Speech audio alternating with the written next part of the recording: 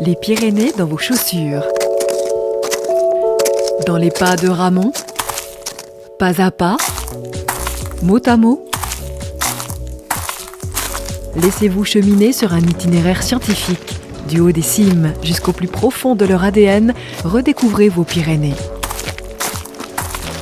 Aujourd'hui, le carnet s'ouvre sur un décement, ça trompe énormément.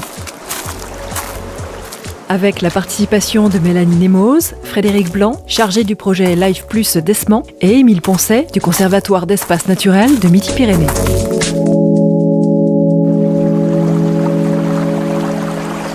Le décement, c'est un petit mammifère semi-aquatique qui ressemble à un petit rat. Mais en fait, c'est un proche cousin de la taupe. Et il a la particularité de vivre essentiellement dans les cours d'eau. Et donc, il est adapté à ce milieu-là. Il a des pattes arrière démesurées, des grands pieds palmés, pattes avant pareil, un peu moins développées, un corps fuselé qui fait à peu près 25 cm avec la queue pour 60 grammes à peu près, et une queue aussi qui fait à peu près la moitié de son corps et qui est aplatie verticalement sur la fin de la queue pour qui lui sert un petit peu de gouvernail.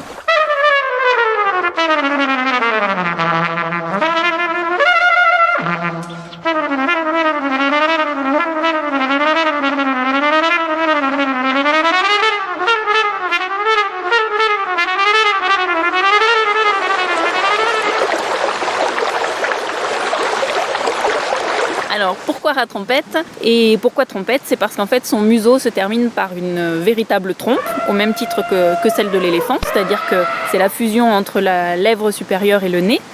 Et cette petite trompe en fait lui sert à plein de choses et elle lui permet par exemple de prendre ses proies, de fouiller sur le fond des cours d'eau, et c'est quelque chose d'assez rigolo parce que ça lui fait un appendice assez grand et qui bouge tout le temps. On sent qu'il furette tout le temps avec sa trompe.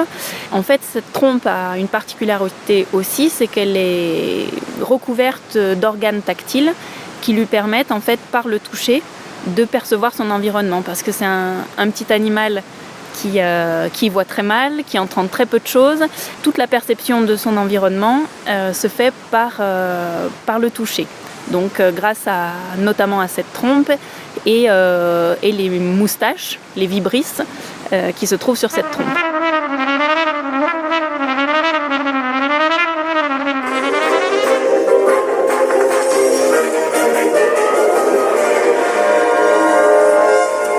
Bonsoir à tous, dans l'actualité ce soir. Les sciences avec une découverte, je vous le disais, qui bouleverse les connaissances de base. Le décement des Pyrénées a été découvert donc en 1811. C'est un pêcheur qui avait ramené cette espèce-là à donc un biologiste qui s'appelait Geoffroy de Saint-Hilaire et qui l'a décrit pour la première fois donc en 1811.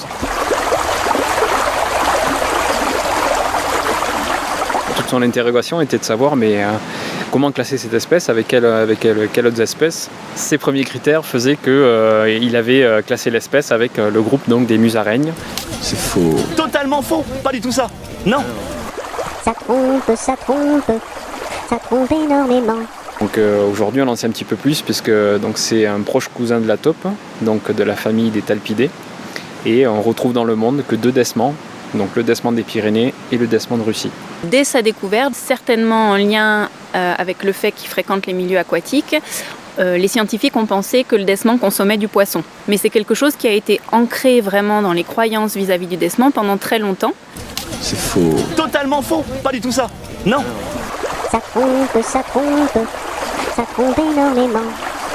Et en fait, toutes les études de régime alimentaire qui ont été menées, qui nous ont permis, notamment grâce à l'outil génétique, de vérifier de façon vraiment exhaustive ce qu'il y avait dans les crottes de décement, sont allées à l'encontre de cette hypothèse, puisque en fait sur plus de 400 crottes étudiées, il n'y a pas eu de traces de poissons significatives.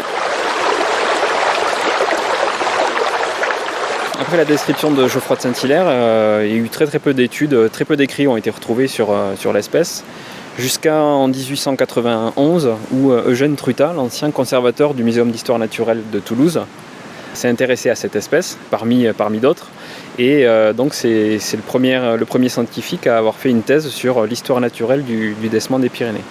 Et ce qui est assez rigolo dans la thèse de Trutat par exemple, c'est que Il décrit que le desman, pendant les fortes chaleurs du mois de juillet, on le retrouve sous les bottes de foin dans les prairies. Et c'est depuis des choses qui n'ont jamais été retrouvées. Donc est-ce que c'était réellement du desman ou pas? Ça reste pour nous un mystère. Peut-être jusqu'à ce qu'on en trouve un jour et qu'on s'aperçoive qu'il avait raison. Mais en tout cas, aujourd'hui, jusqu'à preuve du contraire, on n'a pas encore trouvé de présence de desman sous les bottes de foin. Le desman, dans tous les écrits qu'on trouve, même actuels, est toujours présenté comme une espèce nocturne. Et ce qui est curieux, c'est que dès le milieu du siècle dernier, en fait, les scientifiques qui s'y intéressent mettent en évidence qu'il a quand même des phases d'activité diurne. Mais la notion de nocturne reste très forte. C'est faux. Totalement faux. Pas du tout ça. Non. Ça trompe, ça trompe, ça trompe énormément. On a pensé quand même assez rapidement qu'il ne pouvait pas être strictement nocturne parce qu'il y a quand même eu pas mal d'observations, notamment des pêcheurs, en journée. En s'y penchant un petit peu plus, notamment grâce au suivi par radiopistage, en fait, on est tombé sur des individus qui avaient une activité diurne très importante. Alors effectivement, ils sont plus actifs la nuit, mais ils sont actifs en journée aussi plusieurs heures par jour. Donc on ne peut pas parler de comportement nocturne en fait. Donc on est en train de vérifier donc les pièges à desman. Les pièges à desman, en fait, c'est des nasses de type nasse à anguille qu'on pose dans le cours d'eau avec la tête donc qui est à l'aval de la rivière. Et donc cette nasse nous permet théoriquement de capturer des desmans s'il vient à proximité. Chassé dans ce secteur-là.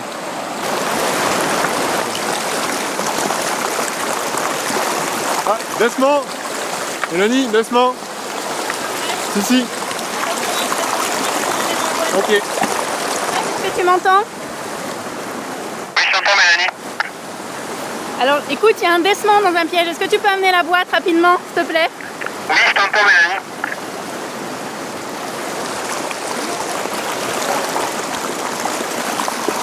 Ah ouais, c'est bon, il est dans la chaussette.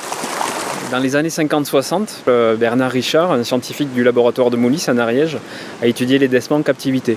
Et il a essayé de mettre donc 2 desmans ensemble, et au bout d'un moment, ces desmans se sont entretués. C'était 2 desmans-là étaient très féroces les uns envers l'autre.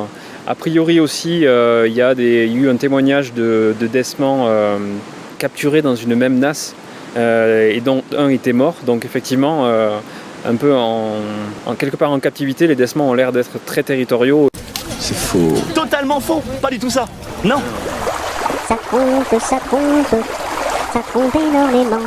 Alors qu'en milieu naturel, c'est peut-être pas si évident que ça, puisqu'il y a notamment une publication de scientifiques espagnols qui mettent en évidence plutôt l'inverse, c'est-à-dire qu'ils ont fait des opérations de radiopistage et ils ont équipé plusieurs individus, des mâles, des femelles et des jeunes, et ils se sont aperçus que sur ces individus utilisaient un territoire commun, avec notamment l'utilisation d'un gîte qui était utilisé à la fois par des mâles et des femelles et des jeunes, etc. Donc comme si ce gîte-là était un peu un lieu commun qui permet de structurer les populations. Alors les scientifiques aussi ont longtemps pensé que le desman utilisait une petite portion de cours d'eau. On parle classiquement de 500 mètres de linéaire de cours d'eau. Pour vivre, se reproduire, se nourrir, etc. Eh bien, on s'était trompé.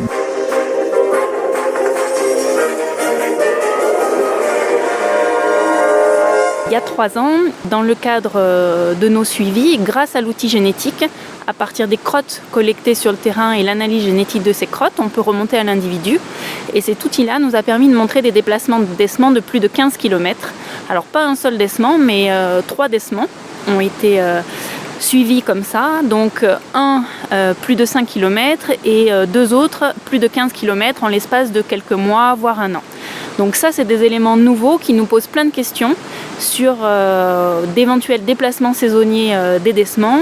Et pour le moment, on n'a pas du tout les réponses. En fait, il faudrait, pour pouvoir y répondre, équiper de petits émetteurs plusieurs individus et arriver à les suivre sur toute une année, voire plus. Donc pour le moment, on est un peu limité par la technique et par l'investissement humain que ça représenterait, mais c'est des questions auxquelles on a vraiment envie de répondre un jour. Des questions non résolues sur le desman, il y en a des milliers. Son aire de distribution se réduit. Ces populations ne sont pas forcément en très bon état selon les endroits des Pyrénées.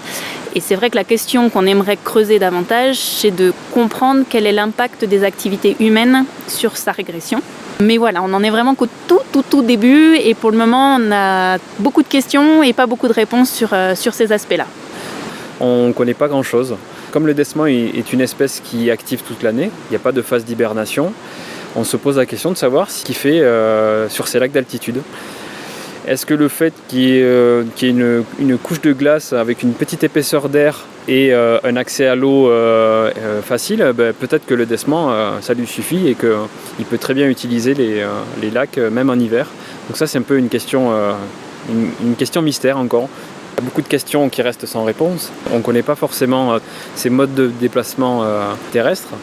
Ce qui est assez intéressant, c'est qu'on a eu une anecdote d'un randonneur qui nous a envoyé des photos d'un desman qui était collé à sa chaussure. L'anecdote montre que ce desman-là, en fait, il était à plus de 300 mètres d'un cours d'eau, sur un pierrier. Que faisait ce desman-là? Est-ce que c'était pour lui une forme d'ératisme, un déplacement pour trouver de nouveaux territoires, pour changer de bassin versant? Est-ce que le desman n'aurait pas des déplacements terrestres plus fréquents que ça pour trouver d'autres habitats? Ça, on ne sait pas du tout pour l'instant.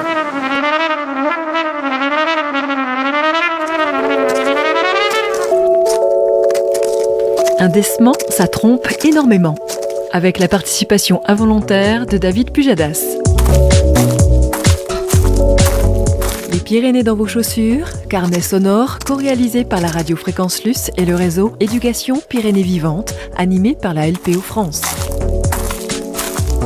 Les Pyrénées dans vos chaussures.